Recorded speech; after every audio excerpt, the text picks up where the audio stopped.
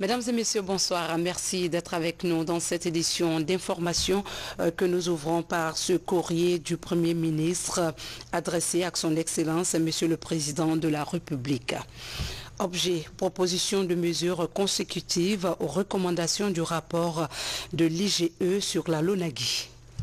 Excellence, Monsieur le Président, conformément à vos directives, j'ai reçu le rapport définitif sur la vérification administrative et financière de la LONAGUI, dont l'examen m'aura permis de noter les principales recommandations du rapport que sont le recouvrement du montant des 27 863 483 799 francs guinéens, la restructuration de la LONAGUI, le renouvellement du conseil d'administration et de l'équipement de la direction, la révision de tous les contrats des sociétés de jeux pour accroître la part de l'État et la porter à un niveau conséquent.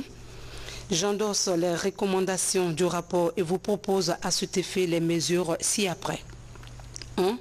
Le revêtement de ses fonctions du directeur général et le transfert du dossier à l'agent judiciaire de l'État pour enclencher la procédure de recouvrement et la poursuite judiciaire. 2. La nomination d'un nouveau directeur général. 3. Le renouvellement du conseil d'administration qui n'a pas rempli son rôle. 4. La nouvelle administration s'occupera en priorité de la mise en œuvre de la restructuration de la société et la révision des contrats avec les différentes sociétés de jeux. En conséquence, vous me permettrez, Excellence Monsieur le Président, de vous soumettre le projet de décret de révocation du directeur général de ses fonctions pour malversation financière. En vous souhaitant bonne réception, je vous prie d'agréer, Excellence Monsieur le Président, l'expression de ma très haute et différentes considérations. Signé Ibrahima Sori Fofana, Premier ministre. Et puis ce décret numéro 026 portant révocation d'un haut cadre de l'État, le président de la République, vu la Constitution, décrète. Article 1er, M. Lansana Chérif Aïdara, directeur général de la LONAGUI, société publique, SO, est relevé de ses fonctions pour malversation financière. Article 2, il est instruit à l'agent judiciaire de l'État de procéder à la poursuite judiciaire de l'intéressé. Article 3, le présent décret qui prend effet à compter de sa date de signature sera enregistré et publié au journal officiel de la République. Conakry, le 23 janvier 2019, signé professeur Alpha Condé, président de la République. Direction Sékou Touria, 3 nouveaux ambassadeurs en Guinée. Ils viennent de la Sierra Leone, de la Turquie et de l'Arabie Saoudite.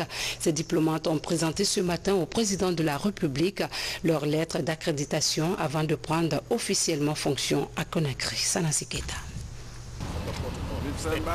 Freetown et Conakry renforcent davantage leurs relations d'amitié et de coopération. L'arrivée ce mercredi 23 janvier 2019 au palais Sékou Touria du nouvel ambassadeur extraordinaire et plénipotentiaire de la République de Sierra Leone se situe dans cette dynamique.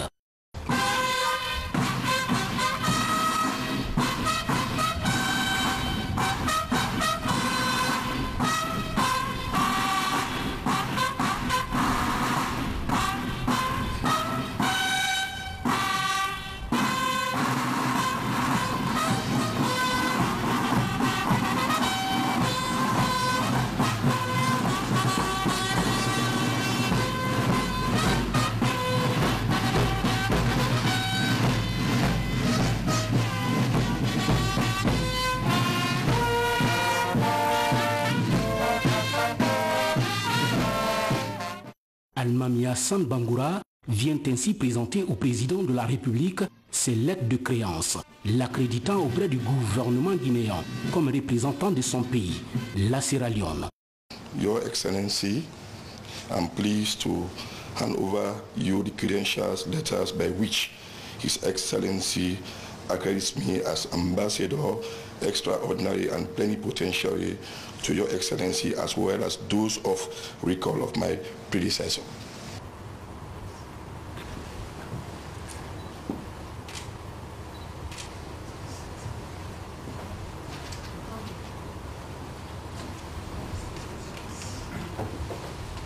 Ces nouveaux diplomates ont mis l'occasion à profit pour transmettre au président Alpha Condé les messages de salutation de son président, Julius Maada Bio. Hassan Bangoura a un autre promis d'œuvrer davantage pour une meilleure redynamisation des relations d'amitié et de coopération qui existent depuis des lustres entre Conakry et Freetown. Juste après, c'est au tour de l'ambassadeur extraordinaire et plénipotentiaire de la République de Turquie de rallier également la cour du palais Sékou Touréa.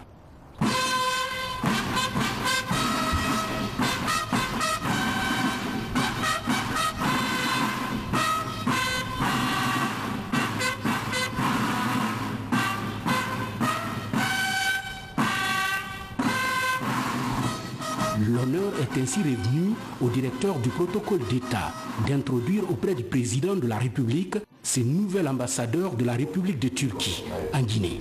Excellence, Monsieur le Président de la République, j'ai l'insigne honneur d'introduire auprès de vous l'ambassadeur extraordinaire et plénipotentiaire de la République turque avec résidence en Guinée.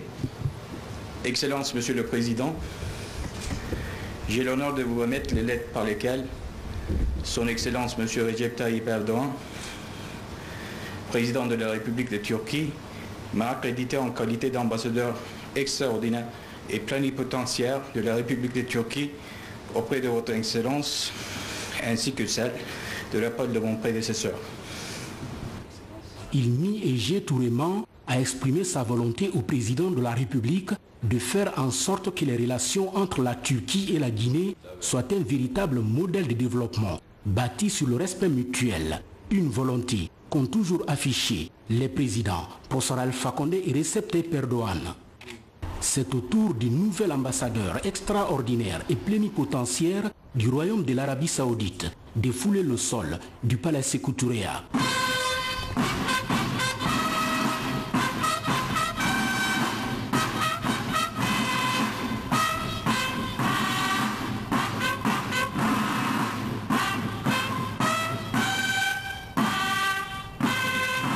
Dr Hussein Nasser Al-Dakelala vient ainsi présenter au chef de l'État ses lettres de créance l'accréditant en Guinée comme représentant de son royaume. Salam alaikum wa rahmatullahi wa barakatuh. فخامة الرئيس البروفيسور ألفا كوندي يشرفني تقديم أوراق اعتمادي من الملك سلمان بن عبد العزيز آل سعود خادم الحرمين الشريفين ملك المملكة العربية السعودية سفيرا فوق العادة ومفوضا لدى فخامتكم، وكذلك أوراق استدعاء السفير السابق السيد سليمان بن صالح الفريح وانهاء المهمة التي أسندت إليه لدى فخامتكم. Ce nouvel ambassadeur promet ainsi d'œuvrer pour un véritable raffermissement de l'axe de coopération Conakry-Riad.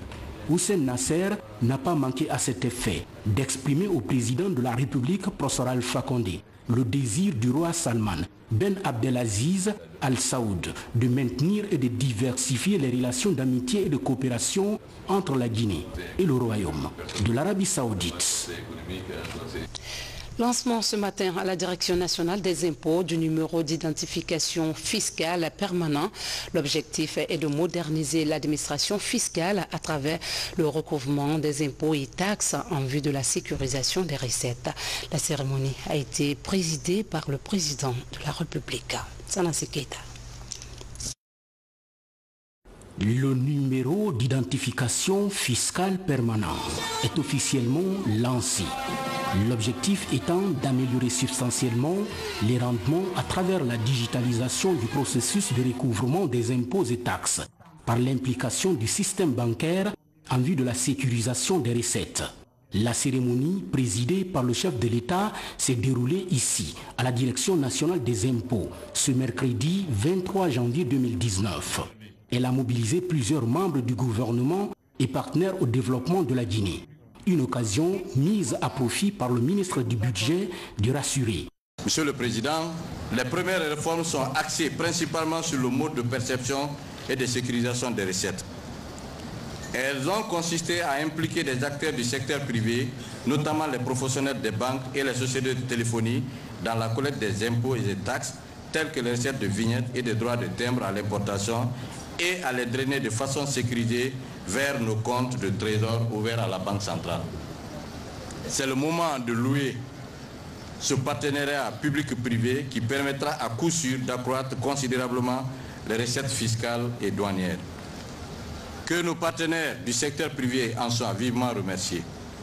Dorénavant, avec votre sage instruction et sous votre haute clairvoyance, tous les paiements d'impôts et taxes dus par les grandes et moyennes entreprises et tous les paiements de droits de douane se feront par virement RTGS, quel que soit le montant. Cette mesure est rentrée en application depuis le 15 janvier 2019.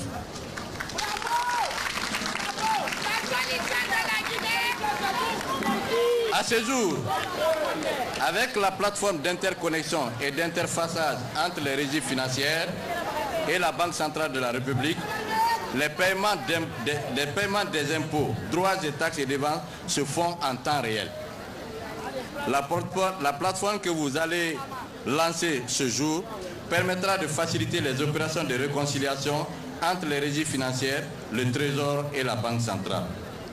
Excellence, Monsieur le Président, vous conviendrez avec moi que tout ce dispositif contribuera à favoriser l'élargissement de la matière imposable et à renforcer et à sécuriser les procédures de recouvrement des impôts, droits, taxes et redevances en limitant au strict minimum l'interférence et les manipulations d'espèces par les agents publics. Monsieur le Président de la République, soyez rassurés qu'aucun autre mode de paiement, notamment les chèques barrés, certifiés, a fortiori les espèces, ne sont autorisés. La mise en place de ces numéros d'identification fiscale permanent dénote de l'importance que le président de la République accorde à la modernisation de l'administration fiscale, le tout dans le souci de mobiliser des ressources intérieures. Contrairement à ce qu'a dit le ministre du Budget, il ne s'agit pas de limiter l'usage de la manipulation de la monnaie, il s'agit d'exclure totalement la manipulation de la monnaie, monsieur le ministre. Tout paiement au-dessous de 10 millions se fera obligatoirement par monnaie électronique, monsieur le ministre. Aucune manipulation de billets désormais, ni aux impôts, ni à la douane, ni nulle part. Au-dessus, ça sera paiement par virement bancaire. Pas de chèques ni de chèques barrés. Car nous savons, même les chèques barrés en Guinée ne sont pas sécurisés et nous savons comment. Donc, il s'agit aujourd'hui que nous soyons en mesure de sécuriser nos ressources intérieures. Il faut se dire la vérité. En étant gentil, on peut dire qu'au moins un tiers des ressources intérieures ne vont pas dans les caisses de l'État. En étant gentil, peut-être c'est 50%. Pourtant, dès le début, nous avons essayé de lutter contre cela en faisant du lycée de caisse, que tous les fonds soient payés à la Banque centrale. Mais cela n'a pas arrêté. Aujourd'hui, donc, c'est un ensemble de réformes. C'est bien d'élargir l'assiette de l'impôt, mais il faudrait que l'impôt rentre. Donc, élargir, mais aussi que tout soit payé. Les différents impôts. J'ai commencé par l'impôt foncier. L'impôt foncier est l'impôt qui rentre le moins.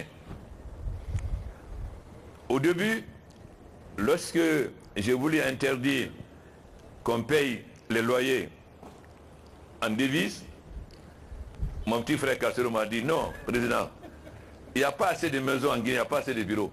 Laisse d'abord les gens construire. Si tu ne les laisses pas construire, on n'aura pas de bureaux. Aujourd'hui, on a des bureaux partout, on a des immeubles partout. Donc, maintenant, on va appliquer la loi. En Guinée, tous les paiements se font en francs guinéens. On n'acceptera plus de paiement de loyer en dollars. Ça, c'est fini. Deuxièmement, nous avons des grands immeubles, des appartements loués, 2 000, 3 000, 4 000 dollars. Mais où sont les impôts? Alors, j'ai dit à un certain nombre d'entre eux, vous êtes mes amis, je vous préviens, désormais, tout le monde paiera les impôts. Ah oui, président, on s'arrange avec les impôts. Je dis, ça c'est fini. Alors, tout le monde paiera les impôts. Évidemment, on ne va pas faire la réactivité, mais tout le monde paiera, parce que nous sommes en train maintenant de nous organiser pour saisir effectivement les impôts dans les réalités. Aujourd'hui, les nouvelles technologies nous permettent, si nous voulons vraiment changer, de saisir tout. Donc j'ai prévenu tous les propriétaires des appartements, des immeubles, etc., que désormais chacun paiera l'impôt réel. Nous avons travaillé, nous avons vu par exemple que ceux qui ont payé 200 millions l'année dernière devaient en réalité payer au moins 4 milliards. Alors vous voyez la différence entre 200 millions et 4 milliards. Donc désormais nous sommes en mesure de savoir exactement qu'est-ce que vous devez payer. Ça c'est l'impôt foncier. L'impôt sur les sociétés. Vous avez des gens du secteur informel qui font plus de chiffres d'affaires que des gens du secteur formel et pourtant ils ne payent pas d'impôts. Alors qu'ils font plus de chiffres d'affaires que le secteur formel. La conséquence, c'est que c'est le secteur formel qui supporte l'essentiel. Alors que nous avons besoin d'encourager le secteur formel. Il ne faut pas oublier que nous avons adopté au niveau de l'Union africaine la zone de libre-échange africaine. Ou bien la Guinée s'industrialise et nous vendons nos produits chez les autres, ou nous ne nous industrialiserons pas et nous devons le marché pour les autres. Alors nous serons dans le premier groupe des gens qui industrialisent et qui vendent dans les autres pays. Pour cela, il faut donc saisir tous les impôts. En prise de la réforme donc, que vous êtes en train de faire, nous avons 3 autres réformes. Une réforme qui bientôt va nous permettre de saisir effectivement le secteur informel pour qu'il paye effectivement d'impôts. Cela c'est possible. Et nous sommes en train de travailler avec la Commission économique africaine, avec le Fonds monétaire, avec la Banque mondiale, et bientôt nous pourrons faire payer à tout le secteur informel qui a des gros chiffres d'affaires l'impôt qu'il doit payer. Mais cela ne suffit pas. Nous allons faire aussi, nous sommes en train de faire des guichets uniques avec une société Westfontaine pour que désormais il y ait un tuyau, c'est-à-dire que ce soit la douane, le port, etc., tout l'argent ira dans un tuyau pour aller directement à la banque centrale. Donc il n'est plus question de prendre un franc là, un franc là, un franc là. Mais cela ne suffit pas. Monsieur le ministre des Finances, monsieur le budget, monsieur le Premier ministre, nous avons la sédentarisation des fonctionnaires. La sédentarisation. Comment voulez-vous qu'un receveur qui était sous la Deuxième République, sous le CNDD militaire, gère autrement? Il ne peut pas gérer autrement. Il est habitué à voler, il est habitué à trafiquer. Comment voulez-vous qu'il change? Donc, la sédentarisation, un des grands problèmes que nous avons. Il faut donc désormais mettre fin à la sédentarisation. Tout le monde atteint, c'est pas moi qui ai dit, c'est Schumpeter, le seuil d'incompétence. Un fonctionnaire ne doit pas rester en place plus de 5 ans. Sinon, c'est la sédentarisation. Mais vous avez peur d'enlever les fonctionnaires. Il va aller mettre son village, sa préfecture à Oramadiba, Dembo. Mais quand on veut bien gérer, on doit avoir le courage de faire face à la population. Si quelqu'un de Dubreka gère mal, on doit l'enlever, dire à la président de Dubreka, il a mal géré, il doit partir. Si quelqu'un de Cancan gère mal, on doit l'enlever. Quelqu'un de l'AB, etc., il n'a qu'à aller mobiliser la population, on lui dira la vérité. Il faut qu'on est là pour gérer les biens de l'État, pour protéger la population. Parce que si aujourd'hui, nous faisons le recensement des belles villas à Nongo, etc., on sera très surpris. Ceux qui crient le plus à la corruption, on verra qu'ils ont 4 ou 5 ou 6 maisons, immeubles, etc. Et c'est eux qui crient à la corruption. Alors, messieurs les diplomates, je peux lancer un défi. Nous allons faire le recensement des très belles villas, des immeubles au bord de la mer. Les gens qui violent la loi en faisant des remblais alors que c'est interdit. Vous serez surpris de voir qui sont les propriétaires. Et beaucoup de gens qui crient aujourd'hui vont fuir de honte. Parce qu'on sait comment ils ont géré ce pays, comment ils ont pillé. Quand vous regardez la Guinée à partir de l'hélicoptère, vous vous demandez si vous êtes en Guinée. Sincèrement. Vous voyez des immeubles partout, partout, partout. Mais évidemment, l'image de Conakry est ternie par les quartiers qui existaient avant la Deuxième Guerre mondiale. C'est-à-dire Kaloum, Matam, Dixine, où il y a des maisons qui datent d'avant la Deuxième Guerre mondiale. Malheureusement, c'est là où se trouve l'administration. Mais quand vous voyez maintenant le développement de la Guinée, de Conakry, pardon, vers les autres, vous vous demandez si on est réellement à Conakry. C'est pourquoi nous avons dit à toutes les populations de Kaloum, de Matam et de Dixine que nous allons construire les maisons sociales, leur permettre d'avoir un bon logement afin qu'on casse Kaloum et qu'on recouvre complètement. Hein, et qu'on recouvre Madina, Matam et Dixine. Et le plan, c'est de faire déménager tous les ministères, les ambassades à Koloma. Parce que Conakry, c'est une île. Elle est petite. Tout le monde vient, tout le monde va. Donc ça fait beaucoup d'embouteillages.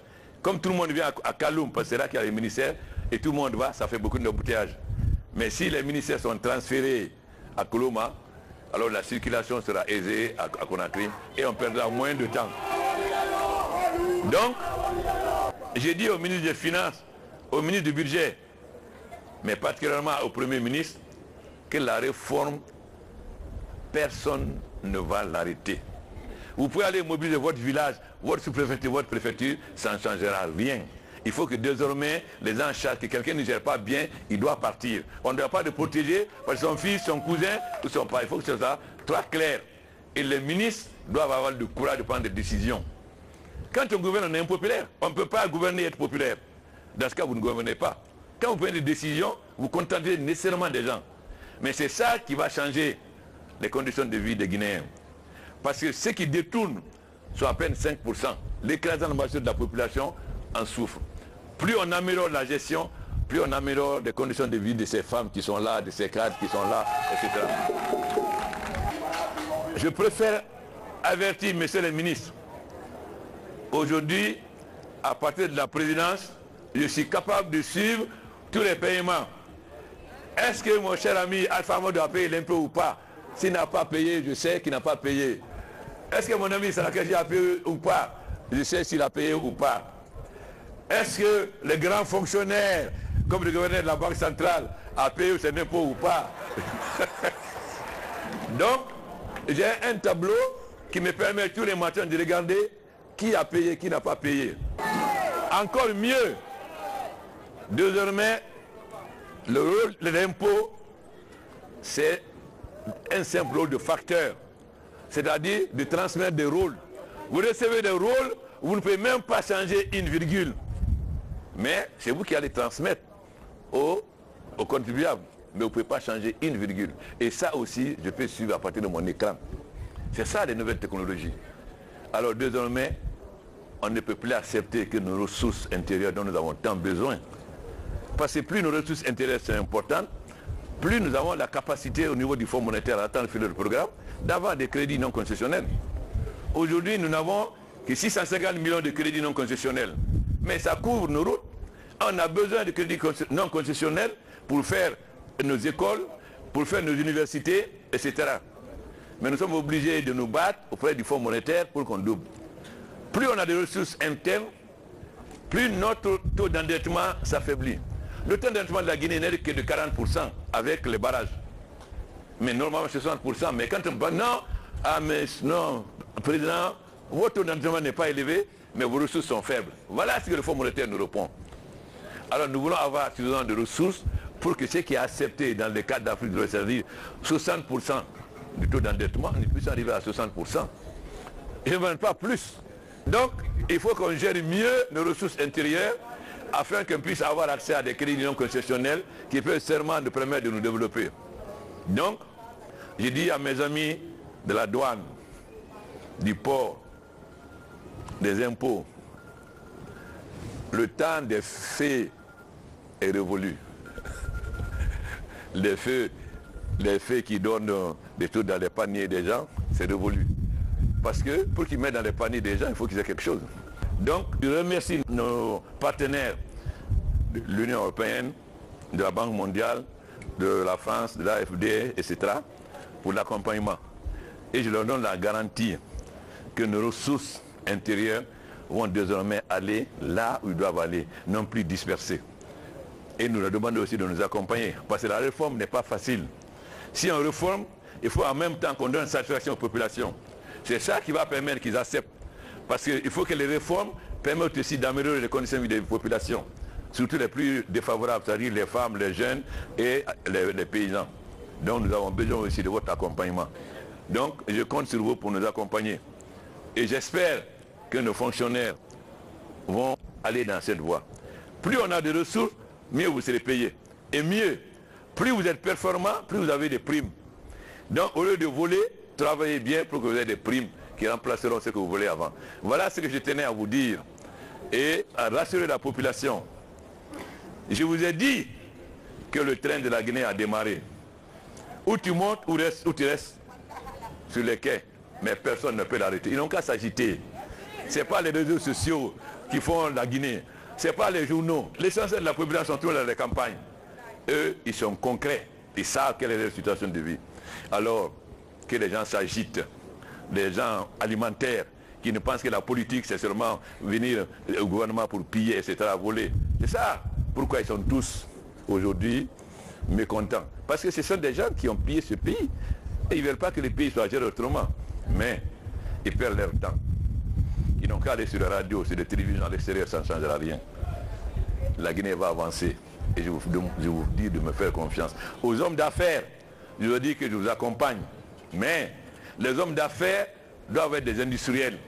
Car si nous ne faisons que du commerce, nous serons un marché pour les autres.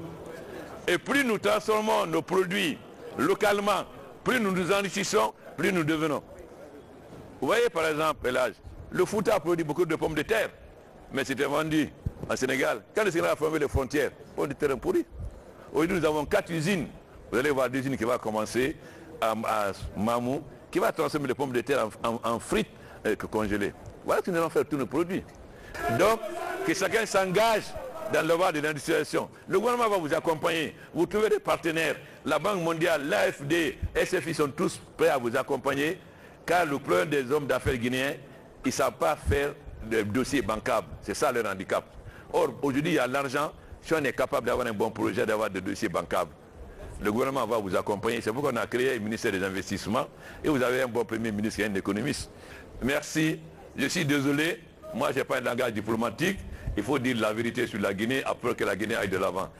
Faire le langage diplomatique, ça ne va pas un pays. Il faut connaître le courage de dire quelles sont nos faiblesses. Parce que le meilleur médecin du monde, il ne peut pas soigner un malade s'il ne connaît pas la maladie. Donc n'ayons pas peur d'exposer quelle est notre maladie afin que nous puissions la guérir. Résultat attendu de l'assainissement du fichier fiscal, selon le ministre du Budget, permettre ainsi le passage de 2000 contribuables aujourd'hui à 15 000 d'ici fin 2019. Le président de la République est donc venu procéder à la coupe du cordon inaugural du Bureau spécial de régularisation fiscale pour annoncer son ouverture officielle. Ici, professeur Alpha Condé a visité avec une attention soutenue toutes les installations de cette structure et a s'imprégné surtout de son mode de fonctionnement. Ce numéro d'identification fiscale permanent, NIFP, est un nouvel identifiant qui vient ainsi remplacer l'ancien NIF et qui dispose désormais des caractéristiques permettant à l'administration fiscale d'assurer une meilleure gestion du contribuable. Voilà, c'était le lancement des numéros d'identification fiscale permanent pour la modernisation de l'administration fiscale par le chef de l'État. 40 millions de dollars US, c'est le montant que le groupe de la Banque mondiale met à la disposition de la Guinée. Ce montant servira à la concrétisation et à la mise en œuvre de certains projets inscrits dans le plan national de développement économique et social. Mamadi Gassama est le témoin de cette signature de convention qui s'est tenue au ministère de l'économie et des finances. Suivez son compte rendu. C'est la toute première signature d'accord de financement que le groupe de la Banque mondiale accorde à la Guinée au compte de l'année 2019. L'enveloppe financière s'élève à hauteur de 40 millions de dollars. Cet important geste de la Banque mondiale va contribuer à améliorer l'accès des populations en milieu rural aux zones de production. Il faut partir du PNDS qui a 5 piliers, je crois. Et l'un des piliers est la source de croissance. C'est écrit très clairement dessus que la productivité agricole doit être au cœur. Vous savez, on parle d'avoir 2 pieds. Après les mines, il faut aller vers l'agriculture. Donc nous avons coopté ça dans notre stratégie. Et l'un des piliers, c'est d'aider le gouvernement à accroître la productivité agricole et la croissance. Et les pistes rurales apparaissent comme un chantier important, comme on l'a dit, ramener la production au marché, réduire les coûts, mais aussi l'accès aux services de base. Cet accord de financement va toucher les préfectures de Koya, d'Ubreka, Boké, d'Alaba, Pita et Labé. Intitulé « Projet de mobilité et de connectivité rurale », l'obtention de ce montant va soutenir le développement et l'accroissement des filières de production de la pomme de terre, du riz, de la pisciculture, de l'élevage et de la production de l'anacarde. La pauvreté en Guinée est surtout rurale. Par conséquent, en s'attaquant à un problème aussi important que la connectivité dans cette zone, on s'attaque aussi à la réduction de la pauvreté en Guinée. L'exécution des travaux va s'étendre sur 5 ans. À terme, cette action de désenclavement va d'une part améliorer l'état des pistes rurales reliant les villages, d'autre part relier les communes rurales avec le reste des zones économiques de production agricole. Le chapitre justice de cette édition nous amène en Haute-Guinée où le ministre Cheikh Sako est en tournée. Il a lancé l'Assemblée générale des magistrats de la Haute-Guinée et de la forêt à Sigiri. Cette rencontre des professionnels de Troyes vise à cerner les préoccupations des différentes juridictions. L'objectif est d'améliorer l'administration de la justice dans l'arrière-pays. Amaditer Nakamisoko, Tcherna Younoussaba, reportage. C'est devenu une tradition depuis 2015 au sein de l'administration judiciaire. À chaque nouvel an, les cours d'appel tiennent leur assemblée générale.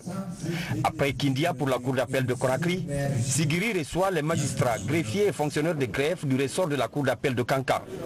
Ces professionnels de la justice ont 3 jours pour discuter de l'amélioration de la pratique judiciaire dans les tribunaux et justice de paix de la Haute-Guinée et de la forêt.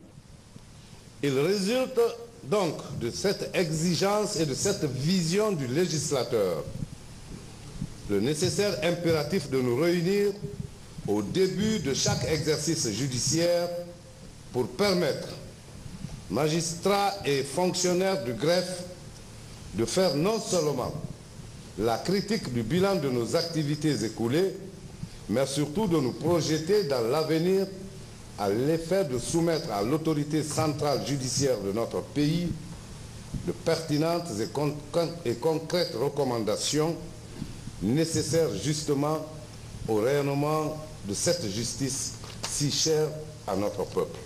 En ma qualité de membre du Conseil supérieur de la magistrature, je sais ce que nous sommes en train de faire pour amener certains magistrats qui se sont écartés volontairement de la ligne du droit à certaines situations de sanctions. Je sais que ce n'est pas comme des ponts qu'on a construits, qu'on va tout de suite voir, ou des routes, mais cette réforme, elle est intellectuelle, je dirais même qu'elle est spirituelle. Et je suis conscient et confiant que dans 1 an ou plus, nous aurons une autre justice dans ce pays. 2019 est placé sous le signe de la lutte contre l'impunité.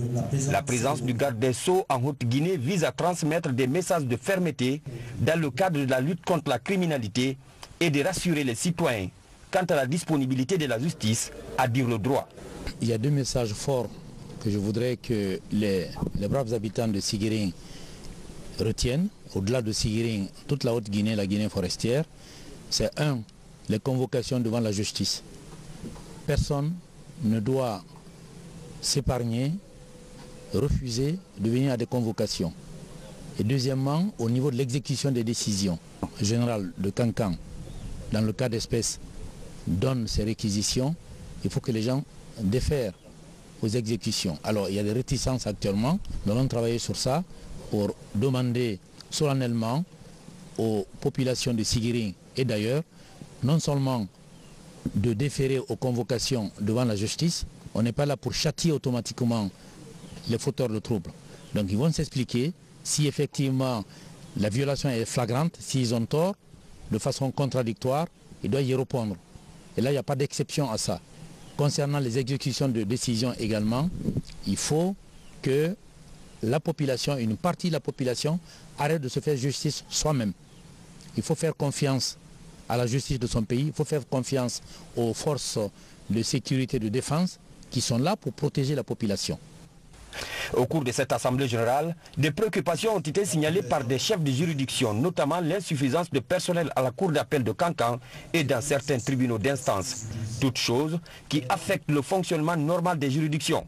En réponse à ces inquiétudes, le ministre de la Justice promet d'y remédier très prochainement au bénéfice des citoyens en quête de justice.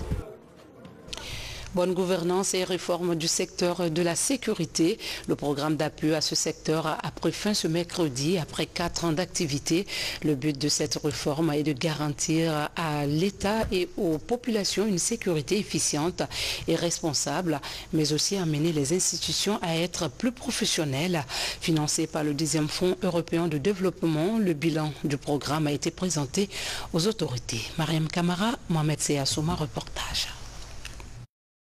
La cartographie sécuritaire du pays est l'un des acquis de ce programme d'appui à la réforme du secteur des sécurités en Guinée. L'étude porte sur près de 26 000 km. Le programme a été lancé en février 2011 sur financement de l'Union européenne. 5 ans après, c'est l'heure du bilan. Alors les résultats, on va les présenter dans cet ordre. Donc d'abord l'appui au Comité national de pilotage de la réforme. Ensuite, la gestion rénovée des ressources humaines au ministère de la Sécurité et de la Protection civile. L'audit organisationnel et fonctionnel du ministère de la Sécurité et de la Protection civile. La cartographie. La création et l'opérationnalisation de la division d'appui opérationnel. Toutes ces évaluations ont donné lieu en point final à une stratégie nationale d'action prioritaire qui a constitué un petit peu la Bible un petit peu de l'ensemble des activités à mener au sein de la réforme du secteur de sécurité. La réussite guinéenne en matière de réforme de la sécurité a des échos retentissants dans certains pays de la sous-région. Les experts formés en Guinée sont sollicités dans ces pays. Le cas guinéen aujourd'hui est évalué comme un cas d'école dans la sous-région. Nous sommes en train de venir au Burkina Faso. L'un des aspects positifs de PARS, il a donné naissance à une expertise nationale. Il y a maintenant une génération d'experts. Apporter notre contribution à des pays frères qui sont aujourd'hui à la recherche d'expertise, comme les États du Sahel. Le PARS s'est particulièrement investi sur un grand nombre de domaines. Plusieurs services ont pu bénéficier d'un appui pour la mise en œuvre des préconisations des réorganisations fonctionnelles et de renforcement des capacités opérationnelles. L'action sera poursuivie pour faire du ministère de la Sécurité et de la Protection civile un département en mesure de faire face avec efficience à ses obligations de protection des institutions et de la population. Le programme d'appui à la réforme du secteur de sécurité PARS 2 est arrivé à terme, mais un autre programme va lui succéder pour approfondir les réformes engagées. Le PARS 3 va coûter 90 milliards de nos francs et s'étendra sur 3 ans. Pour sauver notre environnement et contribuer à l'adaptation au changement climatique, le gouvernement vient d'initier un projet dénommé Appui à la restauration des paysages et des forêts en Guinée. Pour son démarrage, le ministère de l'Environnement, des Eaux et Forêts, en collaboration avec la FAO, a organisé une réunion des parties prenantes.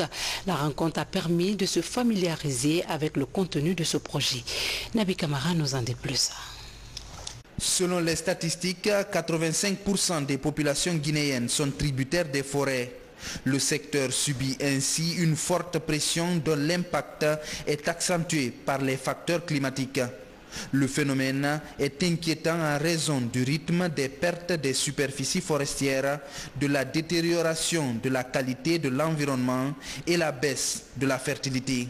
Le gouvernement du professeur Alpha Condé, en partenariat avec la FAO, s'engage à remédier à cette situation par le projet intitulé « Appui à la restauration des paysages et forêts en Guinée ». C'est un projet qui va durer environ 5 ans et qui va se dérouler de façon participative, c'est-à-dire avec l'implication de toutes les parties prenantes, y compris les communautés rurales qui sont en quelque sorte les usufruitiers de ces ressources naturelles.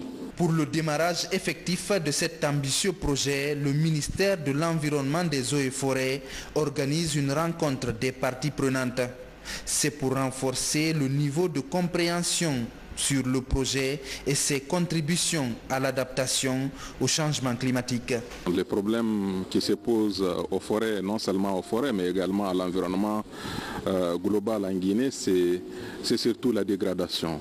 Il y a également les changements climatiques. Aujourd'hui, tout le monde constate aujourd'hui beaucoup de phénomènes qu'on ne connaissait pas il y a des décennies.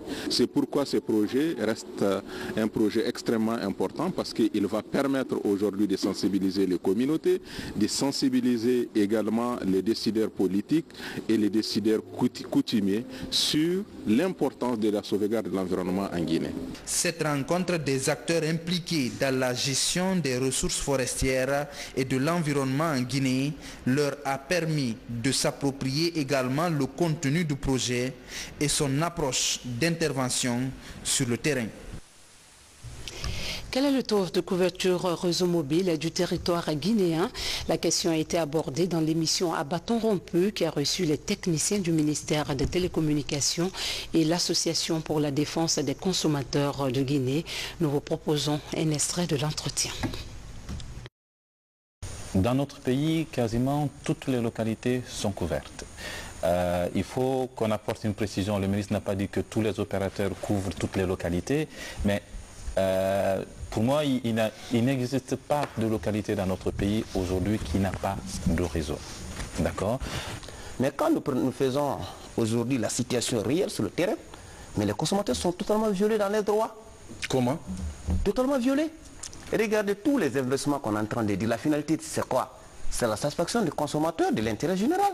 En réalité, les gens, souvent les conditions d'utilisation de ces passes, et ne le savent pas. Je suis désolé. Lorsque vous allez acheter un pass d'1 giga, d'accord, si vous allez sur YouTube, vous téléchargez des vidéos, des films, le pass va forcément finir beaucoup plus rapidement. Quand un citoyen est victime de cyberdélit, d'accord, il y a des voies de recours. Il porte plainte. Et quand la plainte est portée, nous, à l'ANSSI, nous sommes un peu le bras technologique de la chaîne pénale. D'accord? Si la justice est saisie, nous recevons une réquisition pour mener des investigations numériques. Il y a eu des cas. Vous suivrez l'intégralité de cette émission à 21h30. Avant de nous quitter, nous revenons sur ce courrier du Premier ministre adressé à son Excellence, Monsieur le Président de la République. Objet, proposition de mesures consécutives aux recommandations du rapport de l'IGE sur la LONAGUI. Excellence, Monsieur le Président, conformément à vos directives, j'ai reçu le rapport définitif sur la vérification administrative et financière de la LONAGUI dont l'examen m'aura permis de noter les principales recommandations du rapport que sont le recouvrement du montant des 27 863 483 799 francs guinéens, la restructuration de la LONAGUI, le renouvellement du conseil d'administration et de l'équipe de direction, la révision de tous les contrats des sociétés de jeux pour accroître la part de l'État et la porter à un niveau conséquent. J'endosse les recommandations du rapport et vous propose à cet effet les mesures ci-après. 1. Le revêtement de ses fonctions du directeur général et le transfert du dossier à l'agent judiciaire de l'État pour enclencher la procédure de recouvrement et la poursuite judiciaire. 2. La nomination des nouveaux directeurs généraux. 3. Le renouvellement du conseil d'administration qui n'a pas rempli son rôle. 4. La nouvelle administration s'occupera en priorité de la mise en œuvre de la restructuration de la société et la révision des contrats contrats avec les différentes sociétés de jeux. En conséquence, vous me permettrez, Excellence Monsieur le Président, de vous soumettre le projet de décret de révocation du directeur général de ses fonctions pour malversation financière.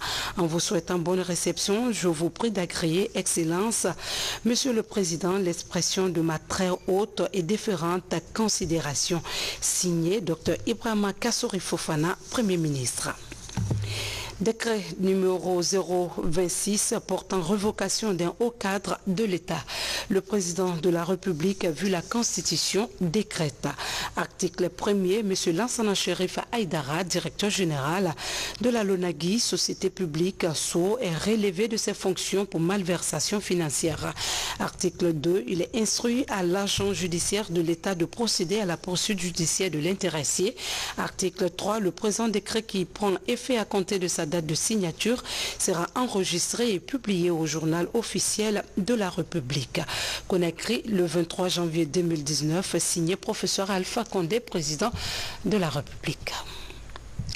Voilà, nous sommes à la fin de cette édition. Merci de l'avoir suivi et passé de bons moments en compagnie des programmes de la télévision nationale. Bonsoir à tous.